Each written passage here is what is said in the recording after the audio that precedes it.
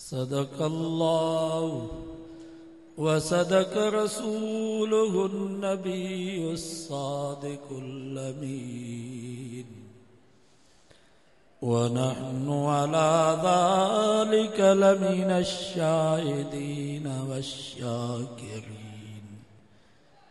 वल्हम्दुलिल्लाहि रब्बिल आलमीन। दुरूद शरीफ अल्लाहुम्मा सल्लि अला मुहम्मदिन व अला आलि मुहम्मद कमा सल्लैता अला इब्राहीम व अला आलि इब्राहीम इन्नका हमीदुम मजीद। 83 पारे सूरत बकरा जी हिकिड़ी आयत अवांजे साम्हूं तिलावत कई वई आहे। इन आयत में अल्लाह ताला हिकिड़ो मसलो बयान फरमायो आहे। वो मसलो आहे इस्लाह नीयत। इस्लाह नीयत जो मक़सद ही आहे त बानो जेको भी दीन जो कमु करे उन में अल्लाह जी रज़ा मक़सूद हुजे। नमाज़ी नमाज़ पढ़े मक़सद अल्लाह जी रज़ा हुजे। हाजी हज करे मक़सद अल्लाह जी रज़ा हुजे। मुबल्लिग वाइज़ करे तबलीग करे मक़सद अल्लाह जी रज़ा हुजे। कारी साहब कुरान मजीद पढ़े मक़सद अल्लाह जी रज़ा हुजे।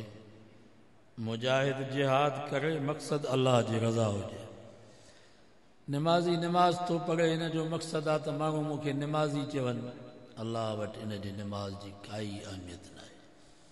हाजी हज ते थो वञे इन जो मक़सद आहे त मां वापसि थियां त कराची एयरपोर्ट ते मुंहिंजो इस्तक़बाल थिए, मूंखे हार पाराया वञनि, मुंहिंजे नाले जे मुंड में अल्लाह जो लक़ब ॾिनो वञे। अल्लाह साईं वटि इन जे हज जी काई अहमियत न आहे। मुबल्लिग वाइज़ थो करे तबलीग थो करे इन जो मक़सद आहे त माण्हू मुंहिंजी इज़त कनि, मूंखे पैसा ॾियनि। इन तबलीग जी काई अहमियत न आहे। हतां हदीस में अचे तो हिकिड़ो मुजाहिद जंहिं पंहिंजी जान अल्लाह जे रस्ते में क़ुर्बान कई, क़यामत जे ॾींहुं रब उन खां पुछा कंदो त मां तोखे ताक़त ॾिनमि, बहादुरी ॾिनमि, तोखे कुवत ॾिनमि, तो मुंहिंजे इन नेमत जो कहिड़ो हक़ अदा कयो? मुजाहिद चवंदो या अल्लाह, जेसि ताईं मां जहिड़ो हुयुसि तुंहिंजे दीन जे दुश्मननि सां विढ़ंदो रहियुसि, पछाड़ीअ में पंहिंजी जान तुंहिंजे रस्ते में क़ुर्बान करे आयुसि, टुकड़ा टुकड़ा थी वियुसि। रब फरमाईंदुसि कज़िब त तूं कूड़ थो हणी, मां तुंहिंजे दिलि खे ॼाणां थो, तो इहो सभु कुझु इन जे करे कयो तां त माण्हू मूंखे बहादुर चवनि, मूंखे गाज़ी चवनि, सो तोखे बहादुर चवंदा, तोखे गाज़ी चवंदा, तूं ख़ुशि थींदे। तूं पियो चई त मरी वञा त मूंखे शहीद जो लक़ब मिले, सो मरण खां बाद तोखे शहीद मिलत जो बि लक़ब मिलियो। मां अल्लाह वटि तुंहिंजे लाइ कोई अजुर न आहे। फ़रिश्तनि खे हुकुम थींदो पकड़ियोसीं हिन मुजाहिद खे, ऊंधो करे जहन्नम में विझो। अंदाज़ो लॻायो केॾी अज़ीम क़ुर्बानी आहे। उन में बि जेकॾहिं नीयत सही न आहे त इहा क़ुर्बानी क़बूल न थी। नबी साईं फरमायो अन्नास कुल्लुहुम हालिकून, माण्हू सभु तबाही में आहिनि, माण्हू सभु बर्बादी में आहिनि, न बची सघंदा अल्लाह जे अज़ाब खां इल्लल आलिमून, पर आलिमनि जे लाइ कुझु बचाव आहे। फरमायूं वल आलिमून कुल्लुहुम हालिकून, आलिम बि सभु तबाही में, आलिम बि सभु बर्बादी में, न बची सघंदा अल्लाह जे अज़ाब खां इल्लल आमिलून, मगर आलिम उहे जेके आमिल आहिनि। इल्मु आहे पर अमल न आहे, ॼण गॾह जे मथां किताब पिया। फरमायूं वल आमिलून कुल्लुहुम हालिकून, आमिल बि सभु तबाही, आमिल बि सभु बर्बादी में, न बची सघंदा अल्लाह जे अज़ाब खां इल्लल मुख़लिसून, मगर उहे जेके मुख़लिस आहिनि। वल मुख़लिसून अला ख़तर नज़ीम, मुख़लिस बि वॾे ख़तरे में। तव्हांजे कदे शाह साहब फरमा कत बि कंब बि अॻियां तोरींदड़ तिखा। इल्मु हुजे, इल्म सां गॾु अमल हुजे, अमल सां गॾु इख़लास हुजे, पोइ बि बानो रोए पियो त शल क़बूल पए। पोइ हिकिड़ो बुज़ुर्ग हुयो, उनखे हिकिड़े नौजवान चयो त तुंहिंजी ॾाढ़ी भली या ॿकर जी ॾाढ़ी भली? चई यार हाली मां फ़ैसिलो नथो ॾेई सघां, पोइ जन महिल उहो फौत थी वियो, ख़ात्मो हुनजो ईमान ते थियुसि, कलमे ते मौत थियुसि, हुनजो जनाज़ो पढ़ी जॾहिं जनाज़ो क़ब्रिस्तान ॾे खयूं पिया वञनि त उहो नौजवान जंहिं हिनखे चयो त तुंहिंजी ॾाढी भली या ॿकर जी ॾाढी भली, उन बि अची कुल्हो ॾिनो त बुज़ुर्ग जी इहा करामत हुई। उन नौजवान खे चई यार मुंहिंजी ॾाढी भली आहे, छो त मां मुस्लमान थी करे क़ब्रिस्तान में थो वञा, मां ईमान सां अॼु क़ब्र में थो वञा, सो मुंहिंजी ॾाढी भली। दुआ कयो अल्लाह असांजो कलमे ते मौत करे, ईमान ते मौत करे, इखलास नसीब फरमाए। हदीस में अचे थो बनी इसराइल में हिकिड़ो बुज़ुर्ग हुयो, 500 साल उनजी उमिरि, घणी उमिरि आहे, ऐं 500 साल पूरी ज़िंदगी, कॾहिं क़याम में, कॾहिं रुकू में, कॾहिं सजदे में, कॾहिं ज़िक्र में। हदीस में अचे थो आबिद कंहिंसां ॻाल्हाए बि न पियो, मता इहो वक़्तु मुंहिंजो ज़ाए थिए, छो न हिन वक़्त में बि अल्लाह खे यादि कयां। आख़िर उहो वक़्तु बि आयो जो उन आबिद पंहिंजी घरवारी खे छॾियईं, पंहिंजे औलाद खे छॾियईं, पंहिंजे अबे अम्मा खे छॾियईं, पंहिंजे मिटनि माइटनि खे छॾियईं। दिलि में ख़्यालु कयईं त इहे घरवारी बि अल्लाह जी इबादत ऐं ज़िक्र में रुकावट आहे। ई अबो अम्मा, ई औलाद, ई मिट माइट, ई दोस्त बाबा अल्लाह जी इबादत ऐं ज़िक्र में रुकावट आहिनि। इन जे करे सारी दुनिया खां तालुक टोड़े समुंड जे ॿेट ते अची रब जी ज़ात सां तालुक क़ाइमु कयईं, रहबानियत इख्तियार कई। अॻे ज़माने में इहा रहबानियत हूंदी हुई, यहूदियुनि जा राहिब, ईसाइनि जा पादरी ऐं पोप पंहिंजे घरवारी खे, पंहिंजे बच्चनि खे, पंहिंजे अबे अम्मा खे छॾी वञी जंगलनि में इबादत कंदा, जबलनि जे गारों ऐं चुरनि में लिकी वञी चिला पचाईंदा, पंहिंजो पाण खे वणनि सां ॿधी करे बुखूं ऐं उञूं ॾेई करे पंहिंजे नफ़्स खे मारींदा त मन रब राज़ी थिए। पर कंडियारो जा मुसलमानों, मुंहिंजे नबी फरमायो ला रहबानियत फिल इस्लाम, इस्लाम में रहबानियत कान अथव, इस्लाम में या सूफ़ाइब कान अथव। ही सूफ़ी अज़म, सूफ़ी अज़म जे साईं चयो न हिकिड़े फितरे में जानी नथी छुटे त वरी ॿियो फितरो, सूफ़ी सूफ़ी। ला रहबानियत फिल इस्लाम, मुंहिंजे नबी फरमायो इस्लाम में रहबानियत न आहे। वरहबानियत निब्तदऊहा मा कतबना अलैहिम इल्ला इब्तिगा रिज़वानिल्लाह फमा रअऊहा हक़ रिआयतिहा। अल्लाह साईं फरमायो यहूदियुनि जा राहिब, पादरनि जा पादरी, ईसाइनि जा पादरी ऐं पोप, उन्हनि रहबानियत पाण इख्तियार कई, मां रब उन्हनि ते फर्ज़ कान कई। पर नबी साईं त वाज़े लफ़्ज़नि में फरमायो ला रहबानियत फिल इस्लाम, इस्लाम में रहबानियत न आहे। अॼोके दौर में जेकर को मुसलमान पंहिंजी घरवारी, पंहिंजे अबे अम्मा, पंहिंजे बच्चनि खे छॾे वञी जंगलनि ऐं बयाबाननि में इबादत कंदो, जबलनि जे गारों ऐं चुरनि में लिकी वञी चिला पचाईंदो, इहा इबादत जन्नत जे बजाय जहन्नम में पहुचाईंदसि।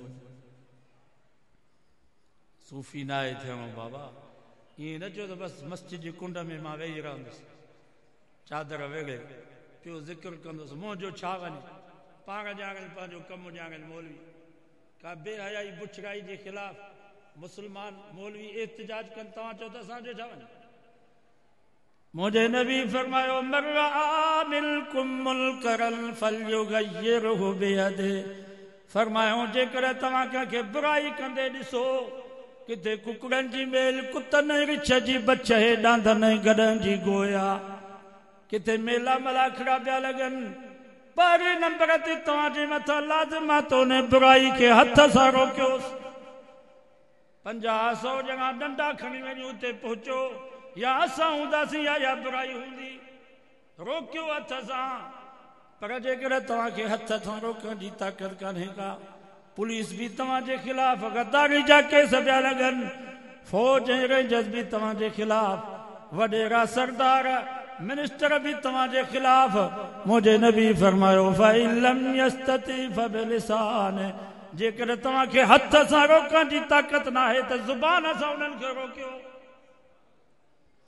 ज़ुबान सां उन्हनि खे चओ बाबा ही कुकुड़ भी अल्लाह जी मखलूक आहिनि तव्हांजी केरु अख कढे फथ कनि था उहे कुकुड़ मैदान में अखियूं निकिरी थियूं वञनि फतकी फतकी उते साहु था ॾियनि हिकिड़ो रिछा हुन जे मथां 5 कुता पिया बचनि सूअर खे कोट में बंदि करे कुतनि खां पिया माराइनि इहा सूअर ख़ुदा जी मखलूक आहे नबी साईं फरमायो मेराज वारी राति मां हिकिड़ी औरत ॾिठमि जेका हुई त गुनहगार बदकार हुई पर कुतीअ जे नंढड़े गुलर जे करे वञी जन्नत में पहुती मां पुछा कयमि हीअ माई हिते कीअं पहुती मूंखे चयोसीं हुई त गुनहगार हुई त बदकार पर कुतीअ जो नंढड़ो गुलर हुयो उन में बेहाल हुयो हिन माई खे उन गुलर ते रहम अची वियो पंहिंजे मथे जो रहो मोज़े में ॿधी करे खूह मां पाणी कढी उन गुलर खे प्यारियई अल्लाह जो रहम जोश में अची वियो रब फरमायो हिन गुलर ते रहम कयो आहे त मां रब हिन ते रहम छो न कयां पछाड़ी में उहा तौबा ताइब थी ख़ात्मो हुन जो ईमान ते थियो जन्नत में वञी पहुती नबी साईं फरमायो गुलर ते रहम फरमायो वरी बि हिकिड़ी औरत ॾिठमि जेका हुई त नेकुकार ताजुद गुज़ार पर ॿिलीअ जे बच्चे जे करे वञी जहन्नम में पहुती मां पुछा कयमि हीअ माई हिते कीअं पहुती मूंखे चयो हुई त नेकुकार हुई त दीनदार पर ॿिलीअ जे बच्चे खे ॿधी छॾियईं जेको वेचारो बुख ई उन में तड़पी तड़पी मरी वियो पाण त पाणी न पियाराईंसि खाधो न खाराईंसि पर रसो कढे सां त पाण वञी किथां पाणी पिया खाधो खाया हिन ॿिलीअ जे बच्चे खे ॿधी छॾियो जेको मरी वियो रब जो गज़ब ऐं कहर जुम्बश में अची वियो रब फरमाए हिन ॿिलीअ जे बच्चे ते रहम न कयो आहे त मां रहम छो कयां त ॿिए नंबर ते हिन बुराई जेकी कनि पिया उनखे ज़ुबान सां रोकियो ज़ुबान सां तव्हांखे रोकण जी ताक़त न आहे त दिलि में त उनखे बुरो सम्झो बाइकाट कयो तुंहिंजे भाउ जी शादी आहे उन में नाच गाना थिया मौसीकी राग दौलत चढ़ बेपरदगी हाणे तोखे हिन शादी में वञणो न आहे हाणे बाइकाट जेकर असां हिन शादी में वियासीं पोइ जेका लानत हुन ते उहा लानत हिन ते जे हुन जे मुंहं ते दागी मलजी वई त हिन जे मुंहं ते बि तो मलजी वियो घटि में घटि हुन बुराई खे दिलि में बुरो सम्झी करे हुन सां बाइकाट कयो इहो आख़िरी दर्जो अथव ईमान जो बाइकाट बि नथा कयो माना उहो ईमान कमज़ोर बि वियो हलियो सो मैदान में निकिरणो आहे बाबा तव्हांखे ख़बर आहे अल्लाह ताला फ़रिश्ते खे मोकिलियो त फलाणे ॻोठ जी चकी मथे खणी करे ऊंधो सटीन इहे सभु ॾुआरियल फ़रिश्तियूं जो आयो ॾिठे त हिकिड़ो बुज़ुर्ग आहे हथ में तस्बीह त ज़िक्र पियो थो करे अल्लाह जो नालो पियो थो वठे फ़रिश्ते रब खे अर्ज़ु कयो या अल्लाह तुंहिंजो त हुकुम हुयो त हिन ॻोठ जी चकी मथे खणी करे ऊंधो सटीन पर या अल्लाह हिकिड़ो तुंहिंजो नेक बानो आहे जेको तोखे यादि पियो थो करे अल्लाह ताला जो कहर जुम्बश में अची वियो रब फरमायो पहिरें नंबर ते मुंहिंजे अज़ाब में इन खे गिरफ़्तार करीस छो त ॻोठ में बेहयाई बुछड़ाई हले पई हिन उन्हनि खे हथ सां त न रोकियो ज़ुबान सां त उन्हनि खे न चई पर दिलि में बि कॾहिं बुरो न सम्झई हिन खे केॾी महिल कावड़ बि कान आई मुंहं में गुंड बि न पियुसि इहो बेग़रत आहे हिन बेग़रत जे इबादत जी मां ख़ुदा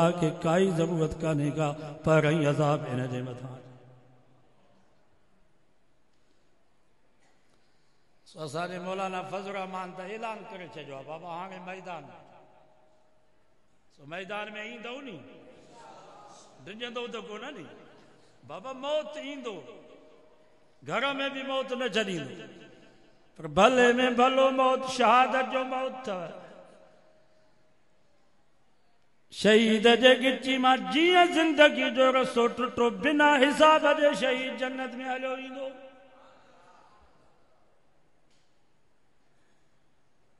भले में भलो मौत शहादत जो था। ऐं मुसलमान मौत से मोहब्बत कंदो आ, मौत को टिजंदो ना है। मौत से मोहब्बत करो या कसवटी है इन शइ जी, तो तव्हांजी तैयारी है। ज़ालिम मौत को टिजंदो आ, मज़लूम मौत को न टिजंदो आ। तव्हां ज़ालिम हो या मज़लूम हो? ज़ालिम मौत को टिजंदो आ, मज़लूम न टिजंदो। असां मज़लूम आहियूं, असां सां ज़ुल्म थियो। हज़रत अनस बिन नज़र नबी जो सहाबी आहे, बदन ते गूंग जो टुकड़ो पातो पियो अथसि। आॾो हुनखे खजीअ जा कंडा लॻल आहे, मथां ओघर ज़ाहिर न थिए, हथ में खारकूं हुयुसि। नबी साईं जो सॾु थियो, हलो मूं इलल जिहाद, हलो जिहाद ते। इन हालत में अचे नबी साईं जे साहबा जी सिफ़ में बीठो, साईं जन खे अर्ज़ु कयईं, ला इन कुतिलतु फी सबीलिल्लाह फाइन अना, मुंहिंजा महबूब जी कर मां अल्लाह जे रस्ते में शहीद थी वञा त मुंहिंजी जाइ किथे आहे? नबी साईं फरमान त फिल जन्नह, पुट जेकर तूं शहीद थी वई त तुंहिंजी जाइ जन्नत में आहे। फाल कतमर, उहे खाटकूं उते ई फिटियूं कई। चईं खाटकुनि खाइण में देरि लॻंदी, बस ॿियूं खाटकूं जन्नत में खाए ॿियूं। वियो लॻंदे लॻंदे शहीद थी वियो।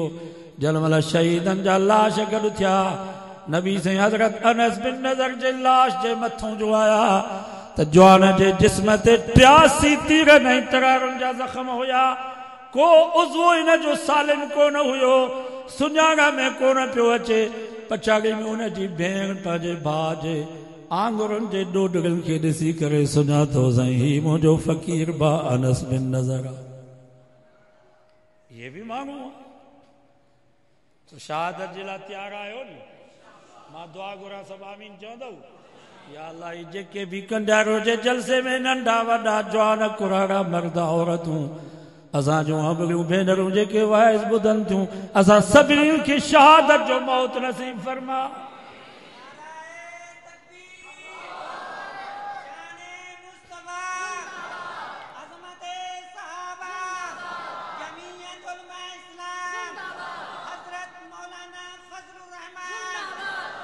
भी खनसा कुराड़ी 4 पुट उन जा जवान चुल्ह ते वेठा आहिनि। नबी साईं जो सॾु थियो, हलो जिहाद ते। पंहिंजे पुटनि खे चई, पुट उथो मानी बाद में खाओ, साईं जो सॾु थियो आहे, मथां देरि न थी वञे, मयार न मिलेव। सभु चओ सुभान अल्लाह। 4 पुट उन जा जवान तरारू खणी करे निकिता। जंहिं महिल पंहिंजे घर जे दरवाज़े ते पहुता, बीबी खनसा पंहिंजे बच्चनि खे चयो, पुट ख़बरदार, जेकर तव्हांजे पुठीअ ते तीर या तरार जो ज़ख़्म हूंदो, मां थञ न बख़्शींदीसांव। सीनो ताणे करे बीजो, मुंहिंजे महबूब जो साथ ॾिजो, क़यामत जे ॾींहुं मूंखे मयारी न कजो। इहे बि मायूं। 4 पुट उन जा जवान लॻंदे लॻंदे शहीद थी विया। बीबी खे ख़बर पई, अम्मा तुंहिंजा 4 पुट शहीद थी विया। रोए कान थी, बेसब्री कान थी करे, दाऊं कान पई करे, मदीने में निकिती आ। जबल नहीं पत्थरनि मां किरंदी किरंदी ओद जे मैदान में पहुती। पुटनि जे लाशनि जे न वई, सिधो साईं जन जे खीमे ॾे आई। जरवला नबी साईं जे चेहरे मुबारक ते जो नज़र पियसि, चई, कुल्लु मुसीबतिन बादक जलल। मुंहिंजा महबूब घबरायो न, परेशान न थियो। ही त 4 हा, पर 400 जना तव्हांजे कदमनि तां दीन तां मां कुर्बान कया। साईं मूंखे काई परेशानी न आहे, बसि तव्हांजो चेहरो ॾिठो, मुंहिंजा सभु ॾुख लही। ये भी मायूं, असां वारियूं मायूं कुराड़ियूं खग, जन के न ॾंद न ॾाठ, अखियुनि खां अंधियूं। अबा तीर दा निशान तमें को ॾेखा, अबा तीर दा निशान तमें को ॾेखा। अमाई आलम बीठा निशान किताब, जनाज़ा आलम पढ़नि, दुआऊं आलम घुरनि। ॼमो त सॼे कन में आज़ान तकबीर आलम चवनि, मरी वञो त संदरो ॿधी अचे तव्हांखे वहिंजारनि आलम। कब्रस्तान ताईं तव्हां सां गॾु आलम। चई, अब्बा तेकू कहिड़ी ख़बर, माण्हू 200 रुपए बि उधारे न ई ॾींदे। शाबस बेनज़ीर को हर महीने में को 8000 मिलते। मेरे को तीर दा निशान था दिखा ये भी माई वो भी औरत वायदो के तो ॿीहर इलेक्शन में इन नमूने से इलेक्शन थींदी तो असां पंहिंजा बच्चा वठी करे पोलिंग में न वेंदासीं वायदो आहे ये इलेक्शन आहे अरे ज़ालिमो तव्हांखे सिंध ज़रदारी खे ॾियणी त ॾेई छॾियो आहे पंजाब नवाज़ शरीफ़ खे ॾेई छॾियो आहे सरहद इमरान खे ॾेई छॾियो आहे बलोचिस्तान नवाबन खे ॾेई छॾियो आहे तव्हां 72 अरब रुपया ख़र्च कया आहिनि क़ौम जा पैसा असांजे मौलाना फज़ल रहमान ऐलान कयो आहे तव्हांखे मैदान में अचो हाणे ऐवान में न हाणे कंहिंमें मैदान अज़म कयो त जॾहिं बि आलमनि जो सॾु थियो असां मैदान में ईंदासीं ठीकु आहे पोइ जेल में वञिणो पए त जेल बि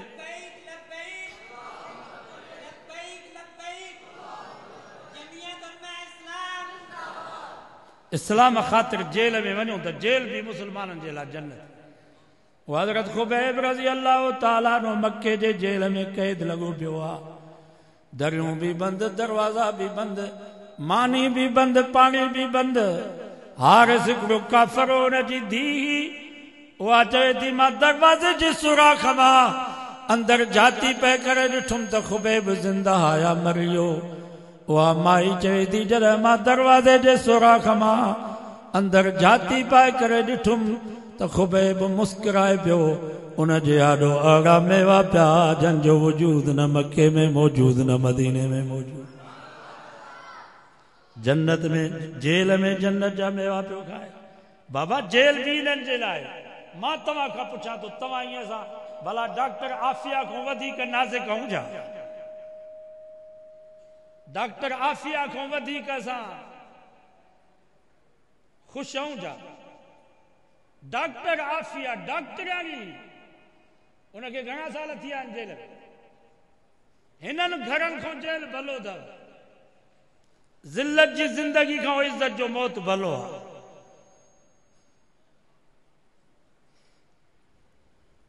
पोयरनि खे आज़ाद कयो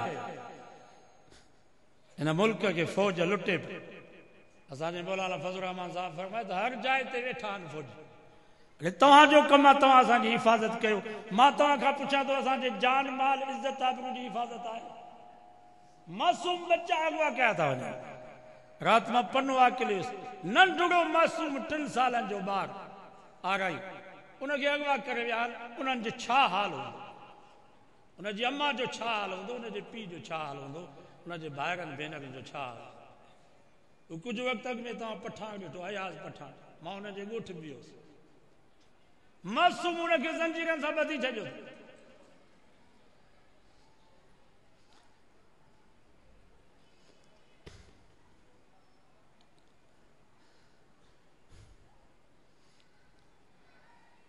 मां हेॾां हैदराबाद जे पासे ॾियुसि उते दोस्तनि ॻाल्हि तुंहिंजो GM रिटायर ब्रिगेडियर आहे उनखे 74 लख सिर्फ़ु चांहि बिस्कुटनि जा मिलंदा माना सर्विस में आहिनि फ़ौज में हीअ असांजा फ़ौजी सिपाही रिटायर थियण खां बाद कंडियारे में केबिन था खोलनि सिगरेट ऐं पान था विकिणनि के कराचीअ में उते मज़दूरी था वञी चौकीदारी था कनि ऐं हीअ जेके वॾा वॾा ऑफिसर जनरल ऐं कंदा रिटायर थियण खां बाद सभिनी कंपनी में गैस जी कंपनी भाङ जी कंपनी जेके कंपनियूं सभिनी में चई 74 लख सिर्फ़ु चांहि पाणीअ जा हुनखे मिलंदा आहिनि चांहि बिस्कुटनि जा 2 करोड़ हुनजी पघार आहे मां तव्हां खां पुछां थो मुल्क हिननि लुटियो आहे या हाणे असांजो मौलाना हिननि जे ख़िलाफ़ आहे त तव्हां पंहिंजूं सरहदूं संभालियो अज़म कयो त इंशाअल्लाह असां आलमनि सां गॾु हूंदासीं असांजो शहीद ख़ालिद महमूद रहमतुल्लाह अलैह फरमाईंदो ही कूक तिखी खंजर खां ही कूक तिखी तीर खां खंजर खां तिखी आहे ये रागियूं जेके आलमनि जूं आहिनि कम जूं अथव मथां तव्हां सम्झो त मौलवी अजा जूं रागियूं था ये मौलाना फज़ल रहमान जा जेके लफ़्ज़ आहिनि वापसि फ़ौजी बन जाओ ये तव्हांजे बमनि ऐं गोलनि खां वधीक असराइत आहे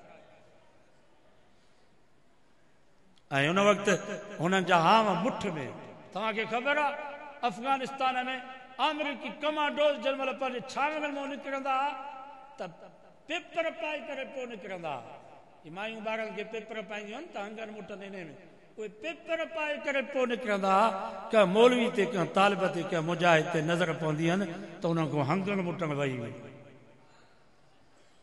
एतिरी उन्हनि खे हिमत न थींदी त पतलूं धोअनि वापसि वञी छावरनि में पतलूं धोअंदा चोर बुज़दिल थींदो आहे चोर असां भाग्या आहियूं भाग्यो हक़ वारो दिलेर थींदो आहे असांजी क़यादत अल्हम्दुलिल्लाह दिलेर आहे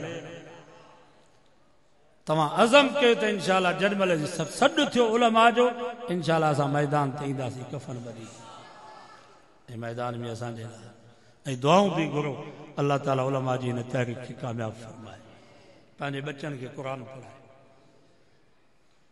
कराची जलसे में अयाज़ पली जे मौलाना खे चयो साईं असांजे सिंध में 12,000 स्कूल बंदि लॻा पिया आहिनि 45 लख शागिर्द तालीम खां महरूम आहिनि 55 लख शागिर्द प्राइवेट स्कूल में था पढ़नि कुझु हिन जे लाइ ॻाल्हायो असांजे मौलाना फज़ल रहमान साहब फरमायो पलीजा साहब तव्हां वटि हिन जो शायदि इलाज न आहे पर असां वटि इलाज आहे ये 45 लख जेके शागिर्द तालीम खां महरूम आहिनि इहे सभु असांखे जो मदरसे में असां स्कूलनि खां वधीक हिननि खे तालीम ॾींदासीं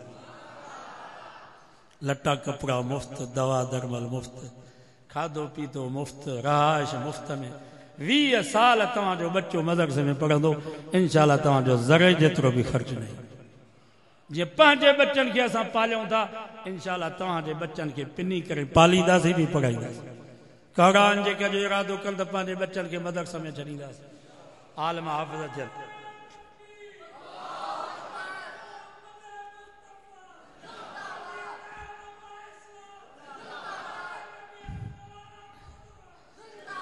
नबी से मेराज तू वापस मोटिया हजरत बिलाल दे न्यारे करे खिलन पिया सब जो सुभान हजरत बिलाल आज के उसे छाजे करे पिया मुस्कुरायो मुंहिंजूं अखियूं नंढड़ियूं ॾिसी करे पिया खिलो मुंहिंजा चपड़ा थुलड़ा ॾिसी करे पिया मुस्कुरायो मुंहिंजा वार गुंडीदार ॾिसी करे पिया मुस्कुरायो पाण फरमायो न बिलाल मां ख़ुशीअ में थो खिलां हजरत बिलाल आज के उसे कहिड़ी ख़ुशी आहे पाण फरमायूं बिलाल तू त मक्के जे माण्हुनि खे वणी कोन थो मक्के जा मुशरिक त तो ते टोकूं था कनि मक्के जा काफ़िर त तो ते मज़ाकूं था कनि पर क़ुरान जी तालीम जे करे मां मोहम्मद सां मोहब्बत जे करे रब खे एॾो वणी वियो आहे फरमायूं मेराज वारी राति मां ना जन्नत में पहिरीं कोन बादो समेत दफ़न अलई तुंहिंजे जुती जो आवाज़ रब उते मूंखे ॿुधायो फरमायो मां ख़ुशीअ में थो खिलां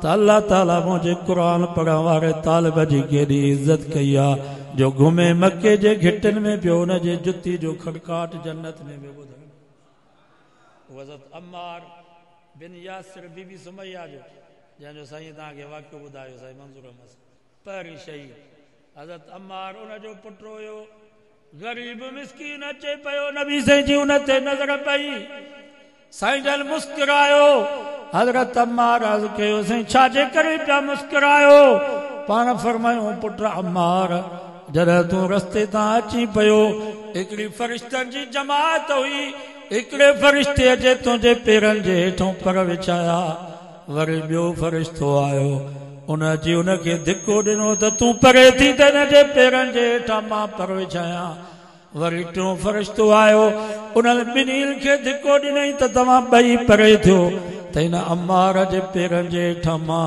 पर विछाया मुंहिंजे नबी फरमायो मां ख़ुशीअ में थो खिलां जो इन्नल मलाइकत तज़उ अजनियता रिज़ल तालिबिल इल्म मुंहिंजे क़ुर पढ़ण वारो तालिब ज़मीन ते हले थो त फ़रिश्ता बि हिन जे पेरनि जे हेठों पर पिया विछाया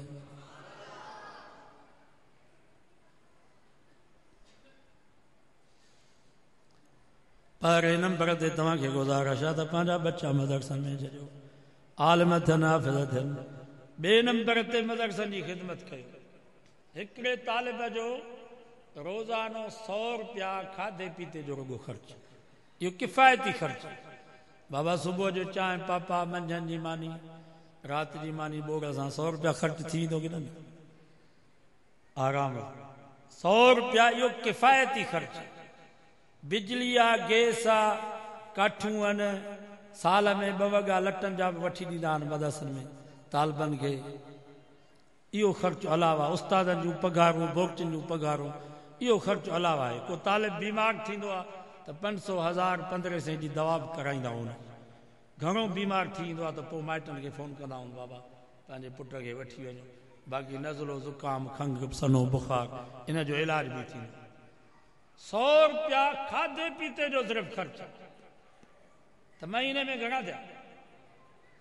3000, साल में 36,000। हल 2 महीना तव्हांखे छॾियूं था, शाबान रमज़ान मोकिले 10 महीना जो तालिब रहे थो हिन मदरसे। 10 टकाई 30,000 हिकिड़े तालिब जो सालाना खाधे पीते जो ख़र्च। हिननि मौलवियुनि खां पुछा करे ॾिसो, 20 साल मदरसे में पढ़िया आहिनि, तव्हांजे पीउ मां जो घणो ख़र्चु आयो आहे? मां ख़ुदि 17 साल मदरसे में पढ़ियो। घणा साल? 80 खां वठी यको 97। क़ाइदो, नाज़रा, हाफ़िज़ थियासीं, गर्दान, वरी आलिम। घणो वक़्तु त मुंहिंजो ज़िंदगी जो हिते कंडियारे में। हिन वक़्तु मुंहिंजी 52 साल उमिरि आहे। असां 91 में हिते आया आहियूं कंडियारे। 91 खां वठी 2015 ते घणा साल थिया? माना 25 साल ज़िंदगी जो अधु हिसो मां कंडियारे में गुज़ारियो। पढ़ियासीं हिते, वरी पढ़ायोसीं, राज बि अञा ताईं जेके इश्तिहार में नालो था ॾियनि, मां सम्झाए बीठो आहियां, बाबा मां ठरी जो आहियां या मटियारी लिखो, चयोसि न असां कंडियारो लिखंदासीं। 25 साल कंडियारे में असीं रहिया। ही फैज़ हितां जो। त मां तव्हांखे गुज़ारिश थो कयां त 30,000 सालाना हिकिड़े तालिब जो तव्हां ख़र्चु कयो। कंहिं बि मदरसे में जिथे तव्हांजो एतमाद हुजे। हीउ त असांजो मोतमद अलही मदरसो आहे, जामिया अनवार। तव्हां ॾिसो था अखियुनि सां, हाफ़िज़ थियनि पिया, आलिम थियनि पिया। हिकु जमायती 30,000 सालाना मदरसे में ॾियो, तालिब जे खाधे पीते जो। 30,000 बाबा चांहि जो ख़र्चु। चांहि घणे कोप थी मिले? टिकुंडी वारी चांहि घणे थी मिले? या 80 रुपया। रोज़ानो 2 चांहियूं त पीअंदा हो, घटि में घटि। घर में त मायूं असांखां वधीक चांहि थियूं, सॼो ॾींहुं किटली चढ़ी वई। हिकिड़ी चांहि जो ख़र्चु 100 रुपया। इहे 30,000 महीने में, साल में धंधा। 30,000 हिकु जमायती मदरसे में ॾे, सही तालिब जो ख़र्चु आहे। इंशाअल्लाह इहो आलिम थी वियो, हाफ़िज़ थी वियो, जेसि ताईं क़ुर मजीद पढ़ंदो, दीन जी ख़िदमत कंदो। असां मरी वियासीं, इहो सवाबु क़यामत ताईं। नबी साईं फरमाए, मातल इंसानुन कता अमलू। इंसान जॾहिं मरी वेंदो आहे त हुनजा अमल ख़तम। पर कुझु अमल अहिड़ा आहिनि जो मरण खां बाद बि उनखे अजुर पियो मिलंदो। जीअं तव्हां का शागिर्द खे पढ़ायो, हिननि मदरसनि में केतिरा तालिब अहिड़ा हूंदा आहिनि जो उन्हनि खे किरायो न हूंदो आहे ॻोठ जो।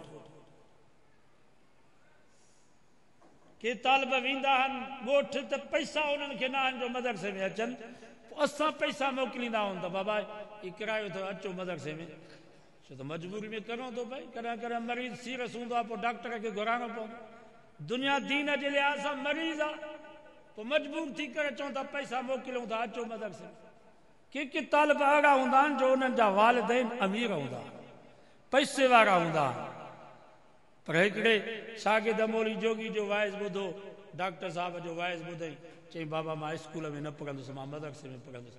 माइटनि हुन सां बाइकाट कयो, ख़र्चु पको हुनजो बंदि करे छॾियऊं, ॻाल्हाइण ॿोलाइण हुनजो बंदि करे छॾियऊं त तूं मुला थो थी, तंहिंजे करे तोखे न ॾींदासीं। अहिड़ा तालिब बि असांजे मदरसे में पढ़ंदा आहिनि जेके मज़दूरी करे पंहिंजो ख़र्चु पूरो कंदा आहिनि। ख़मीस जुमे ते तालिबनि जा लटा धोंदा आहिनि त जीअं माइटनि ते असां भाग न पऊं, असां दीनी इल्म। अहिड़ा तालिब के तालिब अहिड़ा बि असांजे मदरसे में हिन में आया जो हुननि जा मिट माइट सभु शिया बिदती आहे। हिकिड़ो तालिब असां सां गॾु हुयो, हुनजा मिट माइट सभु शिया। पर हुन वाइज़ ॿुधो, मुवैद थी पियो, मदरसे में आयो, माइट खे चई भली तव्हां मूंखे कुझु बि न ॾियो, मां आलिम थींदुसि। अल्हम्दुलिल्लाह उहो आलिम थी वियो, मुफ़्ती थी वियो। हिन वक़्तु उहो दीन जो कमु करे थो। तंहिंजे करे अज़म कयो त इंशाअल्लाह इहा मदरसनि जी ख़िदमत जारी। 3 नंबर ते इन्हनि मदरसनि जे लाइ ख़ुसूसी दुआऊं घुरो त अल्लाह ताला इन्हनि इदारनि खे ता क़यामत आबाद फरमाए। हक़ीक़त में ही कारखाना इन कारखाना मां कपिड़ो तैयार थींदो, जूता तैयार थींदा, गिहु तैयार थींदो, पर ही जेके कारखाना आहिनि इन्हनि कारखाना मां सही इंसान तैयार थींदा आहिनि। जेको अंग्रेज हुयो यहूदी, उन किताब लिखियो, मुसलमाननि खे चई, मुसलमानो तव्हांजे नबी तव्हांखे छा ॾिनो आहे जो तव्हां मोहम्मद जे नाले ते सभु कुझु कुर्बान पिया कयो। बाबा नबी साईं जी इज़त ते मुसलमान पंहिंजी जान कुर्बान कंदो या न? ही कादियानी ख़त्म नबूवत जा मुनकर, असां कादियानी खे बर्दाश्त कंदासीं? मुसलमान कादियानी सां खाइण पीअण जे लाइ तयारु आहे न? भली बुख भरम जी शल न वञे शान, बुख ते वक़्तु गुज़ारो पर कादियानी को राशन न वठो। तव्हांजो मरीज़ भली मरी वञे, कादियानी को पैसा वठी करे इलाज न करायो। मूंखे तो ख़बर पई आहे त कंजारे में कहिड़ो चौंका उते कादियानी जो दुकान आहे, मुसलमान उते वेहनि। इमरान खान मूंखे ॿुधायो, बाबन शाह चौक ते कादियानी जो दुकान आहे, उते मुसलमान वेहनि था। मां तव्हांखे गुज़ारिश थो कयां, जेके मुसलमान वेहनि था इन्हनि खे लठियूं हणी करे इन्हनि जो ईमान बचायो। भली पीउ छो न हुजे, भली पुटु छो न हुजे, भली भाउ छो न हुजे, नबी साईं खां वधीक कोई कोन्हे। सही थो चवां या ग़लति? असांजा हज़रत साईं बेरवर रहमतुल्लाह अलैह फरमाईंदा हा, कादियानी जंहिं गिलास में जंहिं प्याले में चांहि थो पिए, हालांकि कुत्तो जेकर कंहिं प्याले खे कंहिं थांव खे लखे वञे त उनखे 7 दफ़ा मिटीअ सां धोइबो त उहो थांव पाक थी वेंदो आहे। पर असांजा हज़रत साईं बेरवर रहमतुल्लाह अलैह फरमाईंदा हा, कादियानी जंहिं गिलास में पाणी पिए, जंहिं प्याले में चांहि पिए, उनखे 100 दफ़ा तव्हां मिटी सां धोंदव तॾहिं बि इहो थांव पाक न थींदो। इनखे बनी बोरा कयो, कादियानी कुते ऐं सूअर खां बि वधीक पलीत।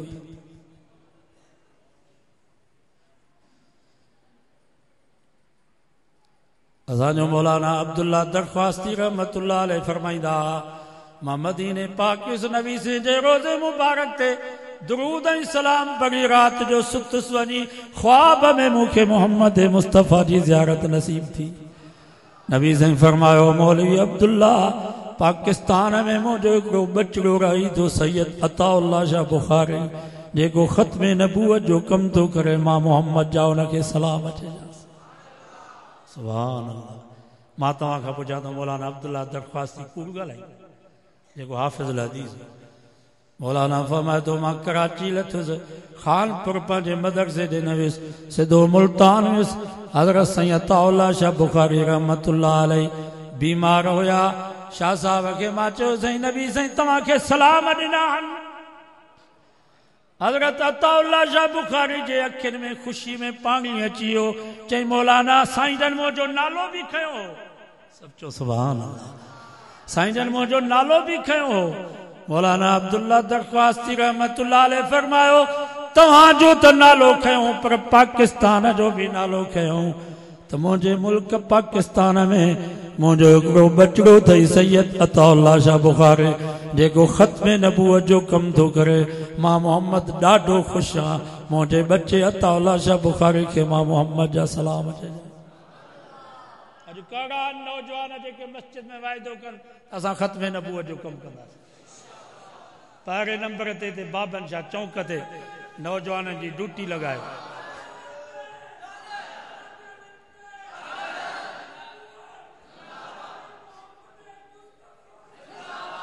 उते बीह रहो, इंशाअल्लाह का कादियानी खे ज़रूरत न थी। बीह रहो, जेके मुसलमान उते वञनि उन्हनि खे चओ, बाबा ही नबी साईं जो गुस्ताख, ही कादियानी हिते न वेहो, हिन जो पाणी न पियो, हराम अथव। हिन सां ॻाल्हायो न, हराम अथव। इंशाअल्लाह कुते वांगुरु हलियो ईंदो। तव्हां ई असां नबी जे दुश्मन वटि उते जो वेहूं, हुन सां खाऊं पियूं, हुनजी चांहि पियूं, हुनजी दुकान ते रौनक बणिया वेठा हुजूं। ॿुधायो नबी साईं जी दिलि में ॾुख थींदो या? ओ मोहम्मद मुस्तफ़ा जंहिंखे रब पियो चए, वज़्ज़ुहा वल्लैल इज़ा सजा मा वद्दअक रब्बुक वमा क़ला वलल आखिरतु खैरुल लक मिनल ऊला वलसौफ युतीक रब्बुक फतरज़ा। रब फरमा मुंहिंजा महबूब मूंखे तुंहिंजे चिमकंदड़ चेहरे जो कसम, मूंखे तुंहिंजे कारनि कारनि ज़ुल्फनि जो कसम, सोना मां तोखे छॾियो बि न आहे, तोखूं नाराज़ बि कोन थियो आहे, सारी दुनिया मूंखे राज़ी करे पर मुंहिंजा सोना मोहम्मद मां रब तोखे राज़ी कंदुसि। साहबा फरमाइनि था असांखे कॾहिं बि एतिरी ख़ुशी न थी जेतिरी इन वक़्त में ख़ुशी थी जॾहिं ये आयतूं नाज़िल थियूं। छो त नबी साईं बि मुस्कुराए करे फरमायो मां अर्ज़ा मां मोहम्मद राज़ी कोन थींदुसि, मां अर्ज़ा मां मोहम्मद राज़ी कोन थींदुसि लौ कान वाहिदुन मिन उम्मती फिन्नार, हिकिड़ो बि मुंहिंजो उम्मती कलमे पढ़ण वारो मुवहिद बाहि में हूंदो मां मोहम्मद राज़ी कोन थींदुसि।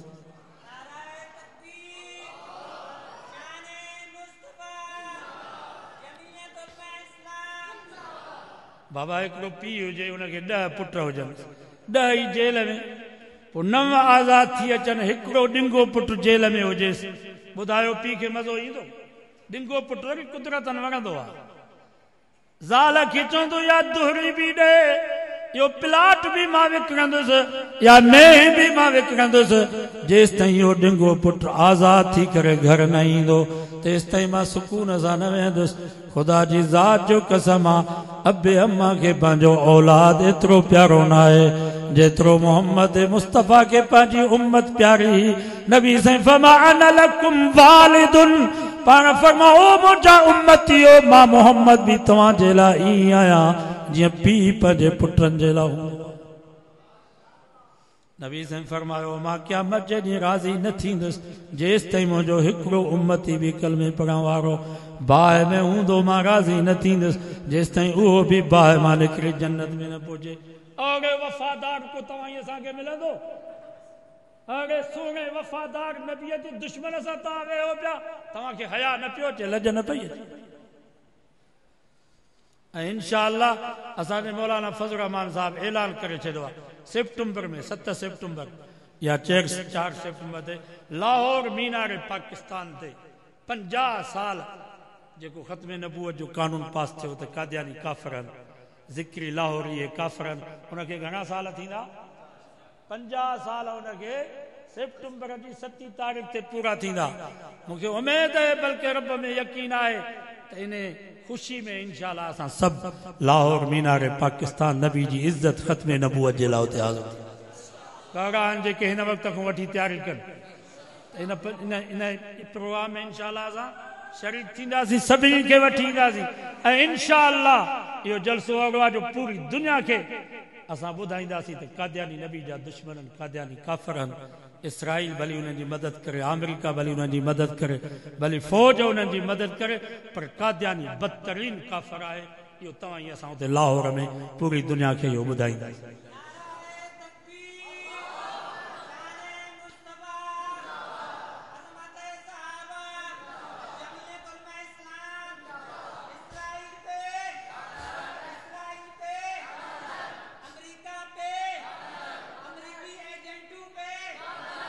तंहिंजे करे जिहाद जो सॾु आहे इंशाअल्लाह इन प्रोग्राम में कादियानियुनि जे मुंहं ते बि दागी मलजी वेंदी।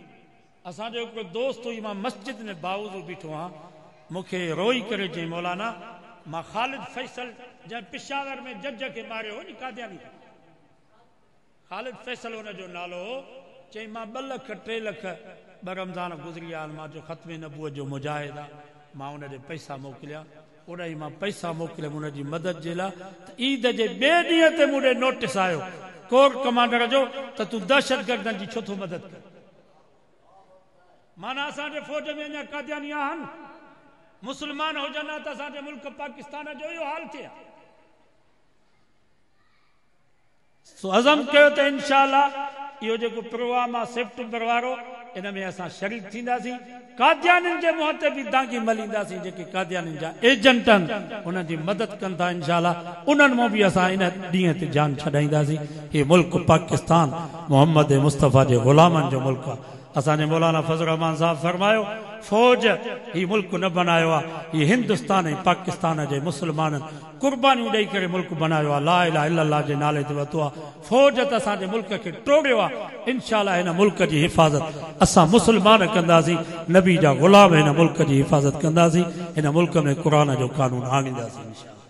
तव्हां सभु साथ ॾींदव नी उलमा जो? दुआऊं बि घुरो, अल्लाह ताला उलमा जी हिन तहरीक खे कामयाब फरमाए।